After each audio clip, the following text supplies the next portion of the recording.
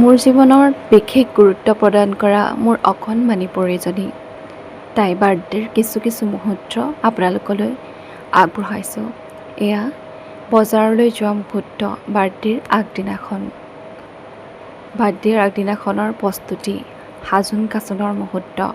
মাহীয়েক মমায়েকে ভৰি পৰা ঘৰখনত মাহীয়েক মমায়েকৰ সৈতে সাজোন কাচোন কৰি থকা মুহূৰ্ত।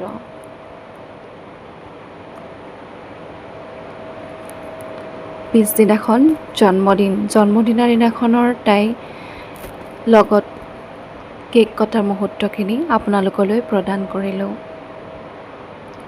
তাই ভাল মানুহ হওক। এয়া প্ৰথমৰ পৰা সাঁচি ৰখা মোৰ কলিজাজনীৰ সম্পূৰ্ণ ফটো এবছৰলৈকে আপোনালোকৰ মাজত ভাগ বিতৰা কৰিছোঁ। বাৰ্থডে দিনাখন তাই খুব খেলিলে আৰু এয়া সেই খেলি থকা মুহূৰ্তখিনি দুই এটা কথা ক'ব পৰা হৈছে।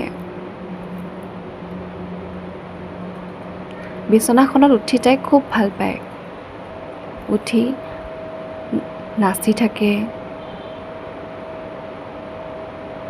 সেইদিনা আকৌ তাই ৱাইপছখন লৈ মোহাৰিবলৈ ধৰিছিল।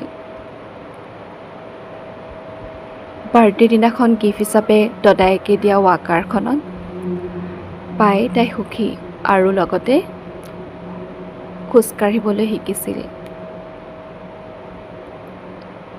বাৰ্থডেৰ মুহূৰ্তৰ কিছু ফটো।